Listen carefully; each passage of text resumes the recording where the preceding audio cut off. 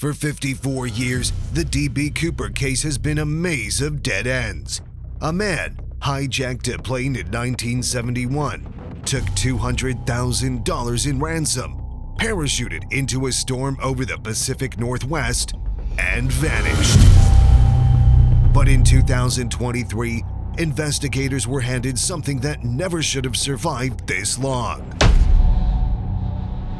A parachute matching the exact modifications Cooper requested, right down to details only the hijacker ever asked for. It came from the family of a man the FBI dismissed decades ago, a man whose final months were filled with practice jumps, meticulous notes, and a sudden, unexplained fortune. If this parachute holds up under forensic testing, the mystery of D.B.Cooper may already be solved. Let's go back to an unremarkable afternoon 54 years ago, just before everything went wrong. The afternoon of November 24th, 1971, carries the unremarkable rhythm of holiday travel. Portland International Airport processes hundreds of passengers bound for Thanksgiving destinations. The man who approaches the Northwest Orient counter is middle-aged, perhaps in his 40s, wearing a dark business suit with a narrow black tie and white shirt. He pays cash for a one-way ticket to Seattle. The name he writes on the ticket is Dan Cooper. He boards Northwest Orient Flight 305 and takes seat 18E, the last row of the passenger cabin. From this position, he can observe everything in front of him. No one can approach from behind. The choice is deliberate, calculated. He orders a bourbon and soda from flight attendant Florence Schaffner. His hands are steady. He places the attaché case on the seat beside him and lights a Raleigh cigarette.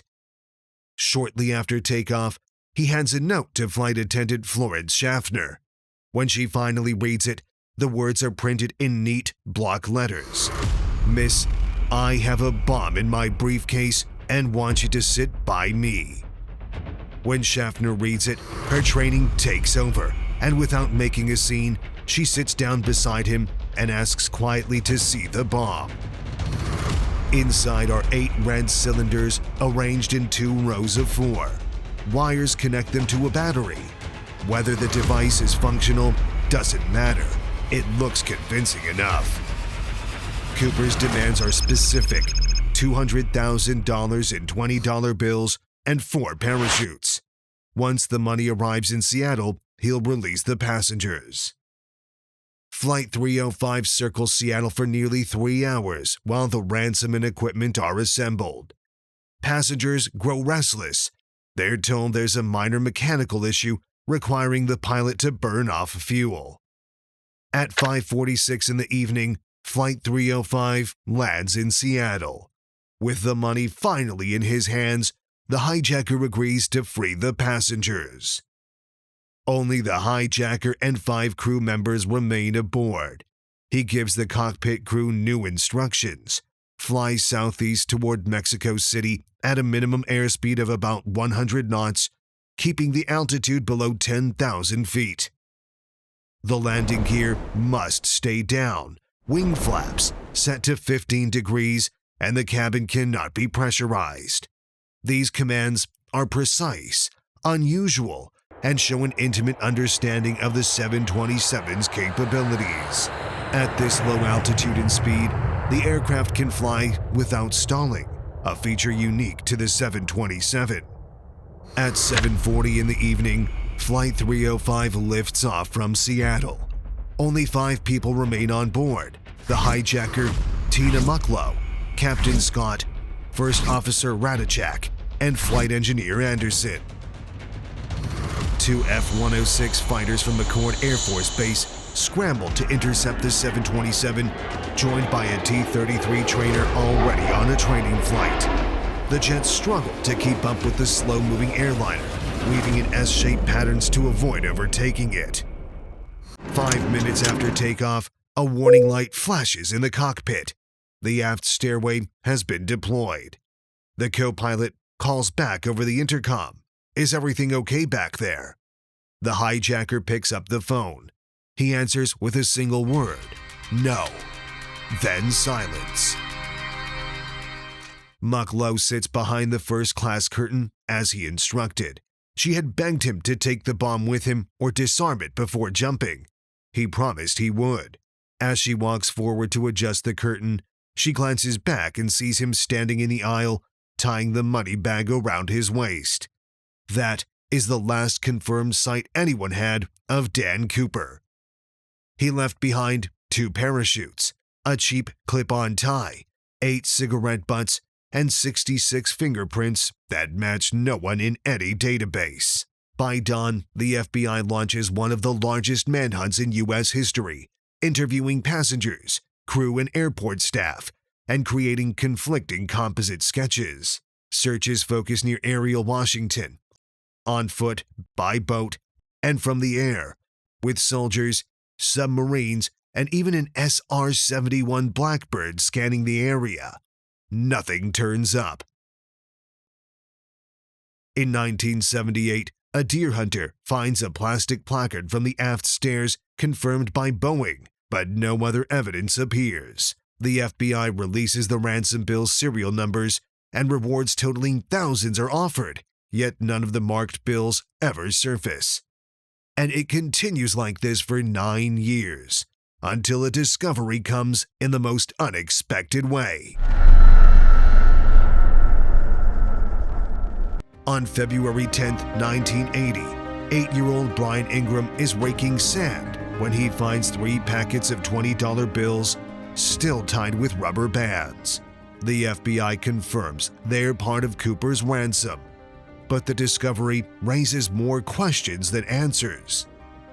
Sediment analysis suggests the money didn't enter the river until months, possibly years after the hijacking. If true, that means someone had possession of it long after November 1971. For more than 4 decades, the FBI chased hundreds of suspects. Deathbed confessions, family tips, amateur theories, all led nowhere. The case officially went inactive in 2016, but the FBI left the door open. If new physical evidence emerged, they would examine it. Fast forward to 2022, when a man named Richard Floyd McCoy Jr. suddenly appeared on the FBI's radar. Just 5 months after Cooper's jump, McCoy hijacked a United Airlines 727 over Utah, demanding $500,000 and 4 parachutes. His plan mirrored Cooper's almost exactly. A former Green Beret, helicopter pilot, and experienced parachutist, McCoy executed his jump successfully, but was caught within 72 hours and sentenced to 45 years. He escaped prison in 1974, only to die in a shootout with FBI agents months later. For years, McCoy's age and alibi seemed to rule him out. At just 29 years old, he didn't match the witness's memory of a hijacker in his mid-40s. His family provided an alibi, claiming he was home in Provo, Utah for Thanksgiving weekend. Flight attendants shown his photograph said he wasn't their hijacker.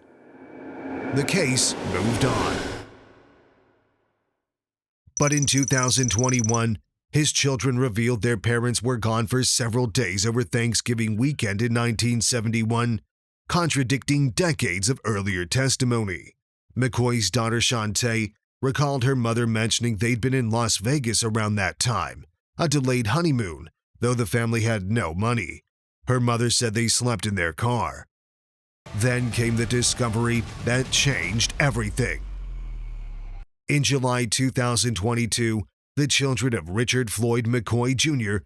revealed that their mother had kept a military-style parachute stored in an outbuilding on their family property in North Carolina. Not just any parachute. It was olive drab, modified with custom stitching and hardware. Independent investigators examined it and confirmed something shocking. The modifications matched the exact work of Earl Cossey, the parachute rigger who supplied the hijackers' chutes back in 1971. One longtime Cooper researcher called it 1 in a billion. McCoy's children agreed to turn the parachute over to authorities. In September 2023, they met FBI agents in Richmond, Virginia. Along with the parachute, they handed over something else, a skydiving logbook found among their father's belongings. Inside were entries showing McCoy had made 9 practice jumps in the months leading up to both hijackings. The FBI took everything into evidence. Weeks later, agents returned to the North Carolina property. They searched the outbuilding and surrounding land for hours. They photographed, documented, and collected additional materials. This wasn't casual interest. This was serious. Then came the documents. In 2024, newly declassified FBI files revealed details that had been buried for decades. The hijacker didn't just know the Boeing 727. He knew that the aft stairway could be lowered in midair, a capability that was classified at the time and reportedly used by the CIA during covert operations in Vietnam. He requested a very specific flap setting, 15 degrees, allowing precise control of speed and altitude. He demanded every note be returned to him, even an empty matchbook. Witnesses said he took one of the parachutes apart, inspected it for sabotage, then reassembled it. This detail suggests both paranoia and technical familiarity. The files also revealed something unexpected. Forensic analysis of Cooper's clip-on tie uncovered microscopic particles, including pure titanium and rare industrial elements used in aerospace and chemical manufacturing in the early 1970s.